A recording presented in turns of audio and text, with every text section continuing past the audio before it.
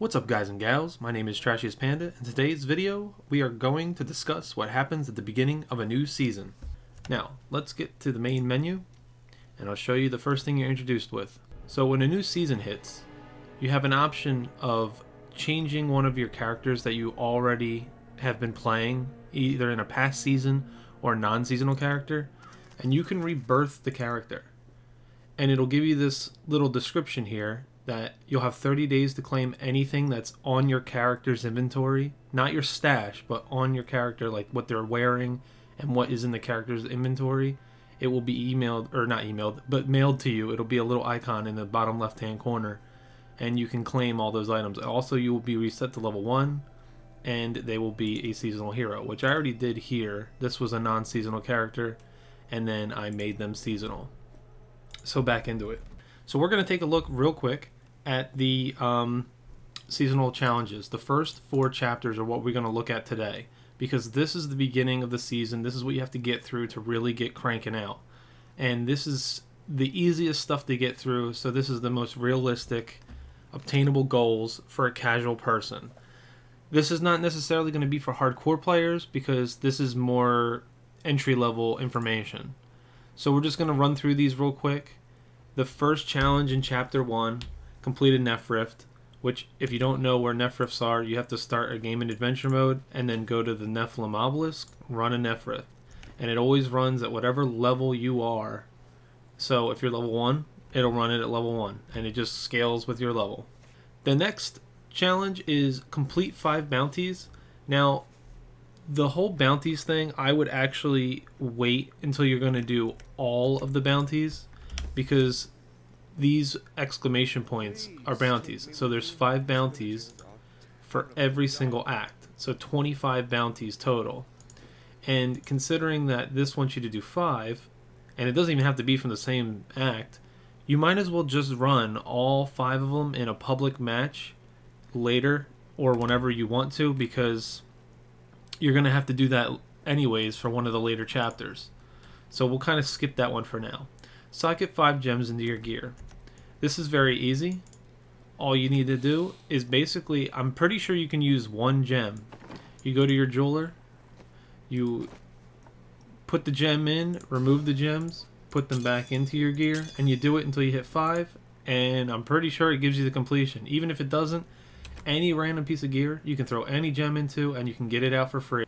Whether you do a salvage or you do gem removal, which neither one of them cost anything. Next step, raise the blacksmith, jeweler, and mystic to level 10. Now, you're gonna have to be getting death breath for this to go past level 10, and death breath look like this, and they drop off of elite mobs with a low chance at low difficulty settings, and then multiples drop off of high difficulty settings, so like Torment 16 and stuff like that. I wouldn't worry about leveling these guys up until you have some death breath and you have enough cash, and then you just walk up to them, do train, and you can max them out, and they max out at 12. Blacksmith, jeweler, and mystic. Then you have 2 kill quests with no difficulty requirements and no time limits. These are very easy. You can do them at your own pace. Then the next step is reach level 50, which, I mean, you literally have to do nothing. That's just you playing. Next, on Chapter 2, we have completed Neph Rift on expert difficulty or higher. This is not very hard. I actually recommend trying to do a Neph Rift at level 1 and maybe try to clear it. I think it's at Torment 1. Yeah, for Chapter 4, Torment 1. See if you can clear it at Torment 1 difficulty, because in the very beginning, you have no skills, no gear, but the monsters are very easy. It might be a little bit of a grind, but you can get through it right off the bat. It'll clear all 4 chapters first challenge. If you can't do it, no big deal. You can always come back to it after you get some gear. Now we have craft a level 70 weapon or armor piece. When you have your blacksmith maxed out, all the gear at the very top of each respective drop down list is going to be level 70. Just require some basic mats, hit craft, boom, challenge is done. Next, fully equip one of your followers. This is very easy, and this can actually lead into another challenge where you have to craft those 70 pieces of gear.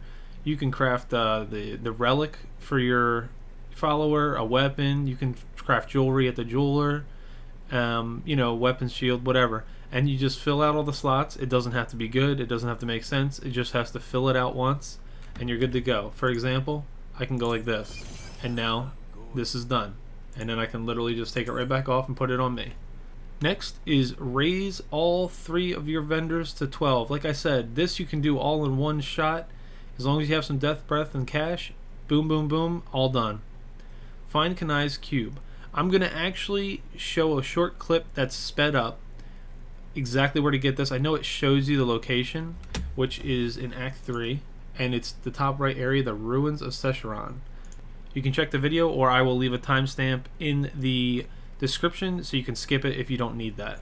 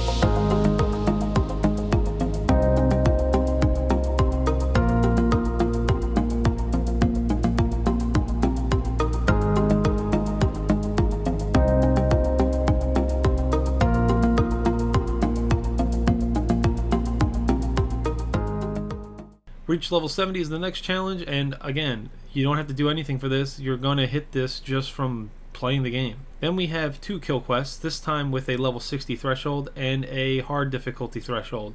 Hard difficulty is the first difficulty up from normal, and it is barely any noticeable difference from the beginning. And level 60 is not a big deal because anything that's a level requirement is going to be negligible because, like I said, your whole goal is to hit 70 anyways. You're going to be playing the game, you're going to be running rifts, you're going to be running bounties, you're going to be doing whatever you want to do, whatever makes it fun for you, and you're going to get there anyways. Craft a level 70 ring or amulet is the next challenge. It's just like the blacksmith. You go up to them, you pick something to make, and you make it. As long as they're upgraded all the way, you can hit level 70 gear. Next is the mystic one. You replace a property on an item with enchanting from the mystic, and this is what it means. See this enchant tab right here? I can put an item in there. I can choose an item's property that I want to change. Let's say I want to change this and I'm curious what other things can roll here. I hit the little question mark and it shows me options and the ranges that they go for. And then you just select a property to replace it, click it, and it'll be done. And then the last thing on this list of chapter 2 is transmogrify an item at the mystic. Again, while we're at the mystic, the next tab down is transmogrify, which basically means change the way something looks. So I can hit that, and now my item looks like something else. It looks like a big scythe, and my challenge completed below. Chapter 3, complete a Neph Rift on master difficulty. As I said before, this is kind of at your own pace. If it's too difficult for you, you can just wait until you're 70 and you have a couple pieces of gear. It's totally up to you. If you find a nice legendary, for example, I have these boots which increase the damage of my meteor. Also on top of that, just so you know, as you complete these challenges, you get a couple pieces of the gear for the season. So you can get some of these set bonuses and they can help you get through the rest of it. I haven't finished the chapters personally because I haven't really put a lot of effort into it. I just kind of started the season a couple days ago. The next challenge on chapter 3 is craft a gem of imperial or greater quality at the jeweler. This is very easy. Again, if they are maxed out, you can just come over and you can see that imperial is right after marquee or amethyst or diamonds or whatever. So it just takes 3 marquee gems and then you get 1 imperial, and that's that challenge. Next is spend blood shards at Kadala. Kadala is right here, at least in Act 1. She's in every single Act city. And then as long as you have at least 25 blood shards, which you get from running rifts, you can just purchase any of the items, and that counts as the challenge. Next we have 2 more kill quests, the Butcher and Urziel at level 70 on Master difficulty. This again is up to you and the speed that you play this game at. If you have a lot of time to invest, you can bang this out very quickly. If not, it's not a rush. You can do this at your own speed. And again, like I said, at chapter 3, you'll be going for the next set 2 pieces of gear. So you'll have 2 pieces already, which admittedly on this one, it's not really that helpful as far as damage output to have just the 2 set bonus. But your class may have something that really boosts you up, or you might find some random pieces of armor, or you might have rolled something great from Kadala that can help you get through this if it's difficult for you. Next is obtain all 5 act bounty caches, and the bounty caches are simply given to you at the end of doing all of the bounties for that act, and then you get the cache. And then, like I said before, I would go into a public room and run bounties with people so you can finish them way faster.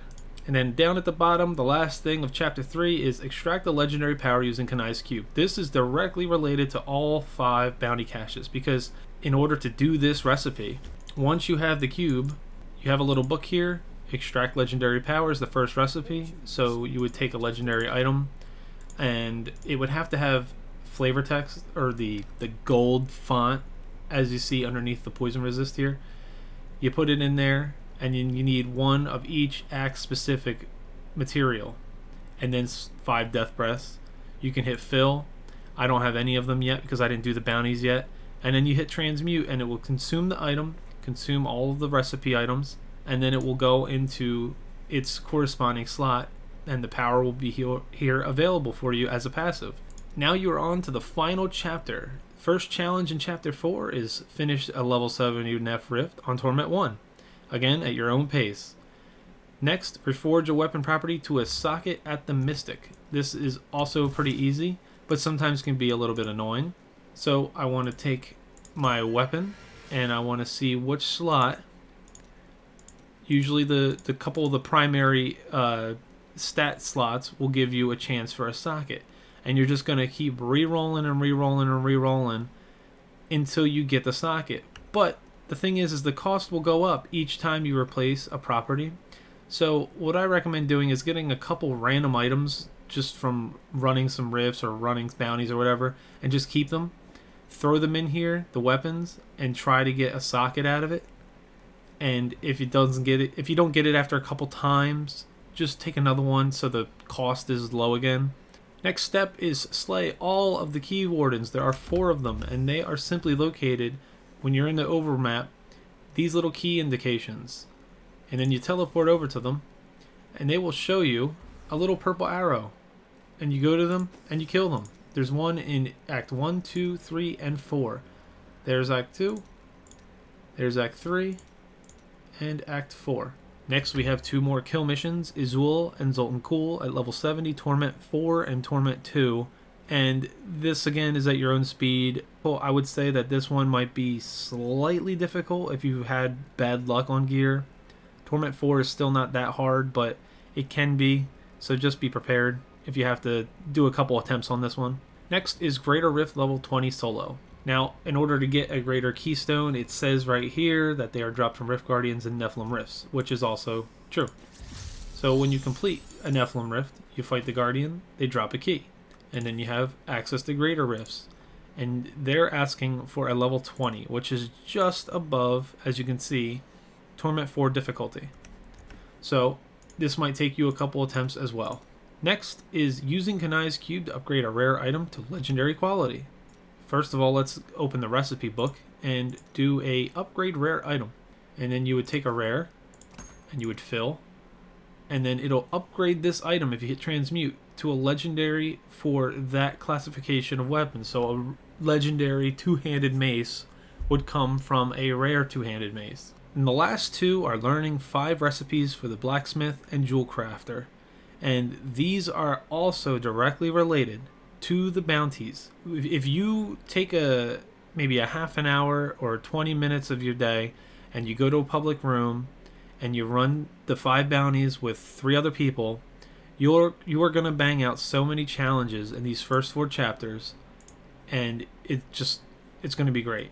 I don't recommend running bounties all the time, especially in the beginning of the season, because A, you're not going to be running them at max T16 difficulty, so you're not going to get max materials for your time spent, and B, materials are generally, besides extraction and legendary powers, like I showed you with my gloves, they're not used that much except for doing reforges of legendaries. So right here, and it uses a lot of materials, 5 from each one and 50 forgotten souls every time you re-roll a legendary.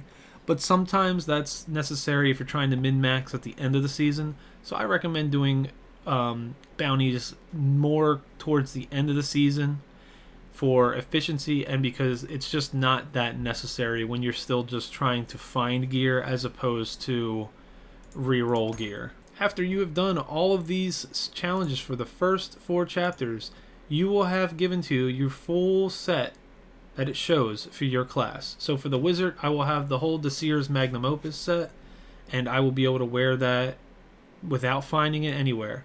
Also, I will get this portrait frame, and I will get a pennant accessed, and it will be added in here. Sometimes the rewards can be wings, like last season's was the Galactic Wings. If you finish the entire season, you got these wings. So I finished the season, I got the wings, and they're pretty cool in my opinion. I hope that was at least a little bit helpful to anybody that's a little bit newer to the game and what the seasonal journey looks like in the very beginning. That'll get you started, and I hope you have fun. I'll see you in the next one, guys. Later.